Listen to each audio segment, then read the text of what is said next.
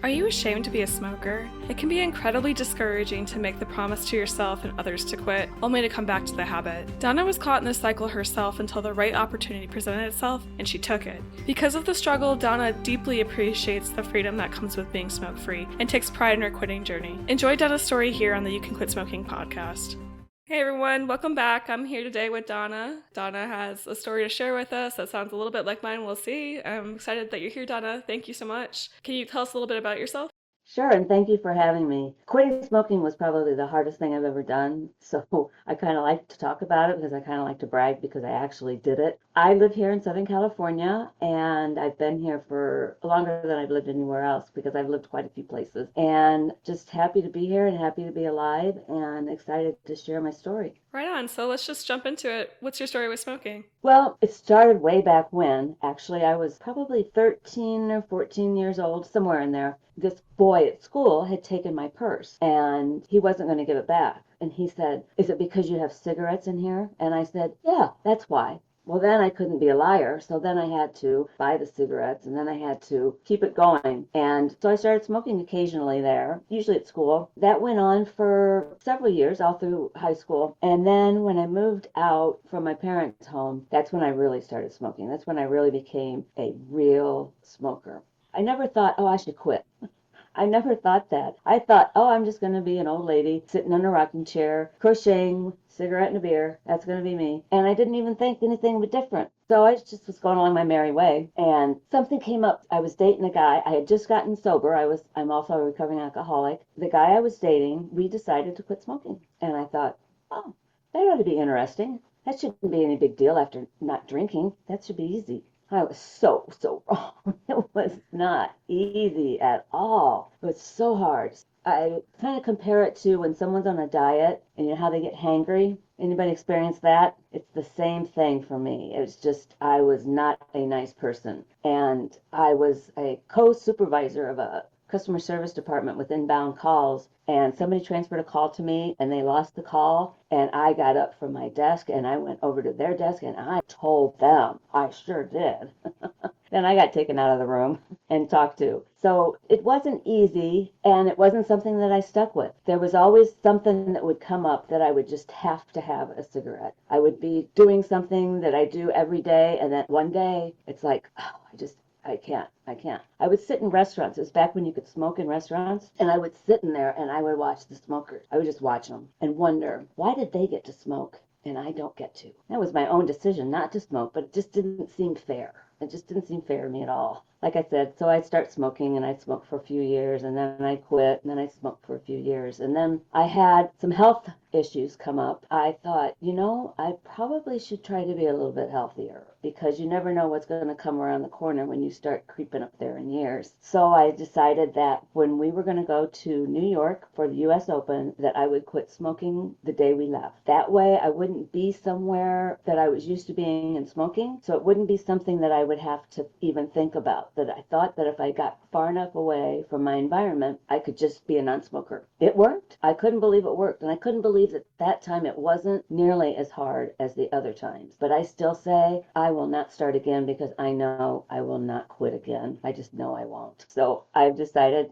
I won't start again. That's so interesting. I really can relate to the yo-yo, the back and forth, always being reminded of it, always something that comes Uh-huh. up. And what stuck out to me was that story with you watching other smokers like jealous. So did you have a lot of pleasure with smoking? Was it something that you truly enjoyed, or was it something that you felt like you needed to get by? Oh, Yeah. I enjoyed it. I didn't have a problem with it. And when I quit, I loved being around people that were smoking. I just loved the smell. Oh, it smells so good. But not anymore.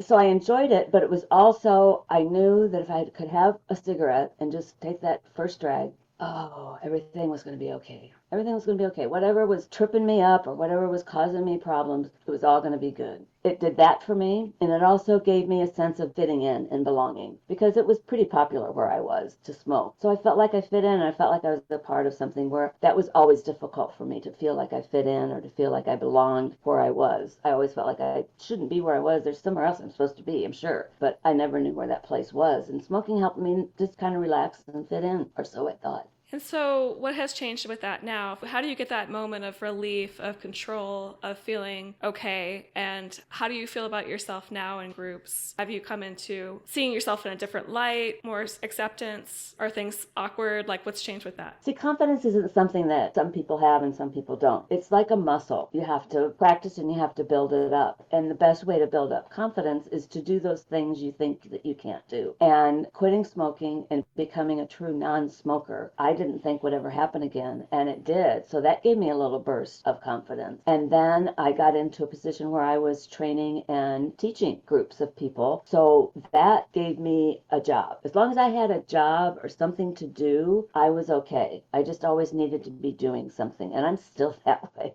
I still always have to be doing something. I can relate that sense of purpose, definitely. And just Yeah. to be doing something, it's kind of strange with smoking, but it always felt like I was doing something with it because I have a hard time sitting still with the quiet. So it's just like, oh, I'm active, even though it's like, this isn't really accomplishing anything. Yeah. But I'm doing something. So I had to struggle with that when I quit. Yeah, because I thought, well, what am I going to do? You know, I quit drinking, I quit smoking. What's left to do? I just thought I was just going to have this boring, boring life. What's funny about all of it is that when you get rid of all of the distractions and the roadblocks that are keeping you from living life, you get to truly experience it and find out what's going on out there in the world while I was hiding behind the alcohol and the cigarettes.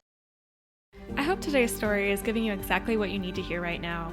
If you're finding value in these conversations, I have a small favor to ask that makes a massive impact. Could you just take a couple of minutes to rate the show and leave a quick review on whatever app you are using to listen? When you leave a 5-star rating or a kind word, it tells the podcast platforms that this content is helpful. This means they're more likely to show it to someone else who might be sitting in their car or on their porch right now, feeling like they are the only person who can't figure out how to quit. Your review is the evidence they need to see that it is possible. Thank you so much for helping us grow this community. Now, let's get back to the episode. Absolutely. And I think that's one of the surprises for most of us. It was for me. So what other gains have you noticed since quitting? Health, for sure. My health is much better. You don't get winded, don't get tired as easy. All my clothes smell better. My closet used to just reek. Oh, so there's that. I smell better than I used to. I don't have that cigarette and coffee breath anymore, just the coffee. Mostly for me, it's the doing something that I didn't think I'd be able to do is really big for me because I have a real problem with self-discipline. It's really easy for me to negotiate with myself and figure a way out of doing things. So for me to just do that and stick to it and decide, no, I didn't quit smoking. I am now a non-smoker. That made a big difference, taking that attitude, that perspective of being a non-smoker versus I just quit smoking. So I became a non-smoker, and that really helped. That confidence, that resilience is irreplaceable. You've said it so well. And yeah, it's a big identity shift for sure. Yeah. And so I want to take a step back to you being jealous of other smokers. Like, I want to go back to that because I know that feeling well. So what's that like now when you see people smoke? What are your thoughts? Like, even on television, you know, we see movies. I've been watching Peaky Blinders. They're smoking from start to finish. Oh, I love Peaky Blinders.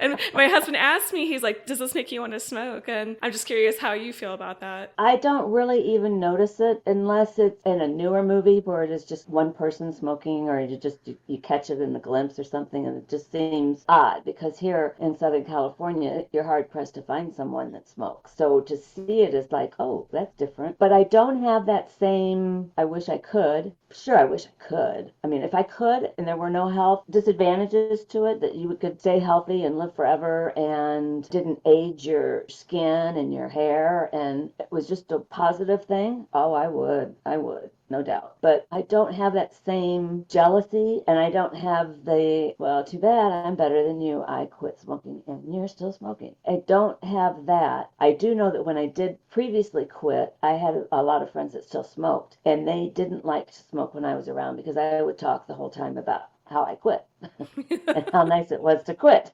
Yeah. They didn't want to hear that. Yeah, no kidding. Just give them a piece of my mind. Yep. Answered my husband and was just like, no, I actually feel sorry for him. Like, I don't judge either, but it's like, it makes me feel grateful that I'm not there when I see it. Yeah. It was hard being on the corner and it was hard on my body and I had a lot of shame with it. So I don't know if you had any of that. Did you kind of have, well, you talked about feeling like you needed to belong, like you needed to fit in, like you were on the outs. And now through the process of quitting smoking, you've gained confidence. And I'm just wondering, like, what's that change for you emotionally with it? Shame has big, big for me. That's always been an issue. And so when I would quit smoking and then I would start smoking again, I would hide it for the longest time, thinking nobody would know, because I didn't want anybody to know that I had started again, because I was ashamed. Once again, I said I quit, and once again, I started smoking again. So yeah, the shame is there and wanting to hide it, and then giving the who cares attitude and just smoking it in front of everybody, and you don't care what they think, and then you realize this isn't what you want to be doing. At least I did. That's how I realized I just didn't want to be that person anymore. Definitely. And did your relationships change in any way when you quit? Not really, as long as I didn't brag about it. Right. As long as I didn't brag about it, we all got along just fine. But more important people were quitting. And since then, I've had several friends come to me and tell me that I was their inspiration for them to quit smoking. And that is awesome. Yeah, you have no idea what effect you have on other people, because in my situation, I had to be the first one, and it was hard, but, it ripples out. People see that, and they're like, oh, maybe I could do that. Yeah. And that's the whole point of this podcast. So thank you for coming on here and sharing your story. I'm wondering, somebody that's in it, maybe they've gone back, they quit for a big period of time, and they've come back, and it's just really knocked down their self-trust, their confidence, their ability to quit. They think like, I couldn't last, why try again? But I really want to. What words of advice would you have for somebody that's in that situation? Not being able to stick to it, to say you want to quit smoking and you quit, and then you smoke, and then you quit, and then you smoke, and don't beat yourself up over it, because from my experience and from stories I've heard from other people, it's not you. Nicotine is addictive, downright medically addictive. So when you smoke, you become addicted to it, and it's like quitting any other drug that you have to get yourself off of, and it's not easy and it's not fun. What you need to do is you need to have someone that you can call or talk to when you want to have that cigarette. You can talk to them about what's bothering you, or you can just talk to them about the last baseball game. Anything, just to have somebody to talk to and get it out of your head. And don't go there as far as, oh, I'm no good, I can't do this. It's a drug, and you're fighting against it, and you can win. If I can win, you can win. Wise words, thank you. And I'm wondering, how can listeners get in touch with you, and can you talk more about your work? Well, I'd love to. What I do is I work with women. I help them come out of the corner, come out of the shadows. Many women get to midlife and they play it small for so long, either behind the husband or behind the children. And kids leave home. They may even have a divorce, or husband passes, and they just really don't know who they are or what they want to do, and don't feel that they have what it takes to do it anyway. And I work with those women and show them that they do have the confidence, they do have a story to tell, and I help them craft their story and then put it into a digital product that they can sell, so they get an income and an impact at the same time. And you can reach me at my website, which is donnazerger.com, or you can email me at donna@donnazerger.com.